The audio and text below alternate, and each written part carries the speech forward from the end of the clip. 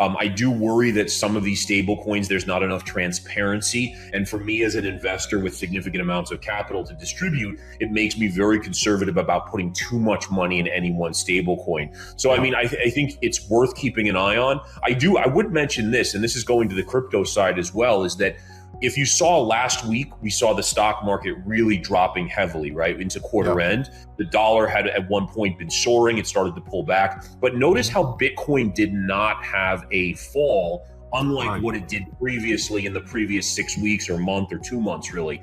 And if I could just throw out this concept here, is that I would almost wonder if people in the UK, people in various countries where they're seeing their currency get clobbered by the dollar, potentially had been saying, let me switch some of my assets out of these like pound and into Bitcoin because our currency is dropping so much, especially with the the Bank of England interjecting there and so forth. So I thought that was very interesting how you kind of saw this divergence where Bitcoin always was going down with the stock market and down when the dollar would go up. All of a sudden it didn't do that. And it came right as these currencies were getting clobbered.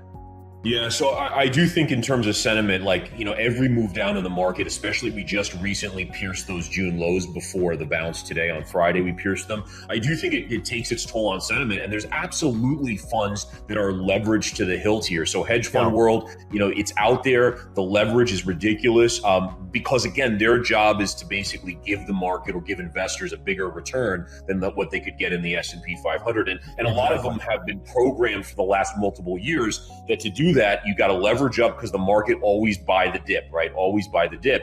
And so I do think you're going to see more and more things. I heard the Vision Fund, I think they're unwinding like 30% of the people in that fund. A lot of funds are already starting to unwind because they've taken such drastic hits. I'm not looking into it too much, but I do think you have to pay attention to everything right now. I mean, you know, you look at what's gone on with the Federal Reserve, how they've raised interest rates from basically 25 basis points or 0.25% to where we currently are in such a short amount of time.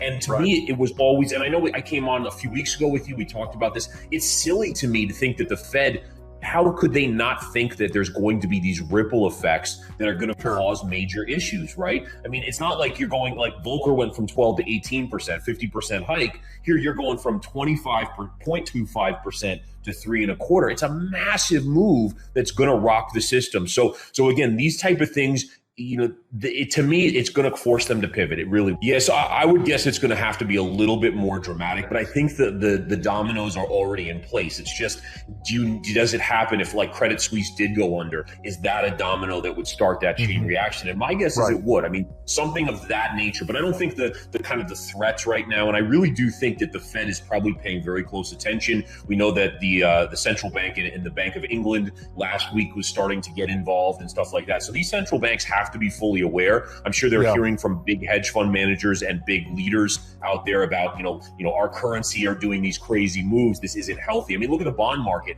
insane. And again, if you're in, you know, where do you hide in this market when it's collapsing? Because you can't go to bonds, you can't go to stocks. Crypto's not really doing much. So it's a tough market out there. And I think you get these bear market rallies, but the train tracks have been laid at this point, and I don't think there's much getting away from it. Even a Fed pivot at this point, I think it's a short-term reprieve, and then we have more pain ahead.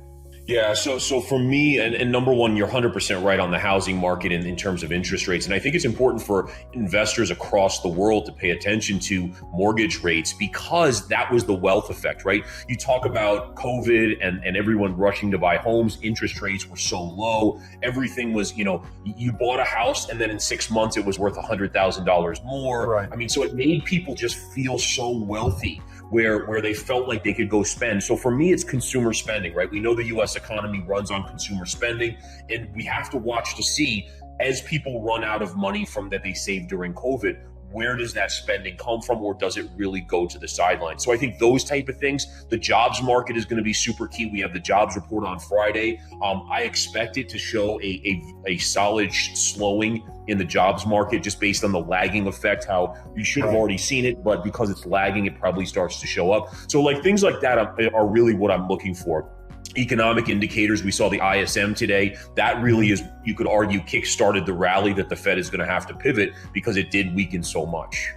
And I do think that is a likely outcome here. And I think this all comes back to the Fed. The Fed's been the leader in hiking rates. I think you see Europe looking to the US and the Federal Reserve and saying, hey guys, could you slow it down just a little bit? Because we're already in a lot of pain. And it's important to recognize that even though you have these different central banks, the Japanese central bank, the US, and so forth, everything is so interconnected in this day and age that the Fed can't do what they do and not have an impact on Europe, right? So you have to believe, and hopefully they are talking, and hopefully it's not, I don't think we're at a point where it's every man for themselves, how they say it, where it's like the US is like, screw you guys and this and that. I got to believe that they are communicating, and I do think it adds credence to a Fed pivot. And again, the Fed pivot could be something as much as, hey guys, we're going to just do 50, then 25, and then wait 3 months and see where we are. But anything like that would be a positive for the globe, basically.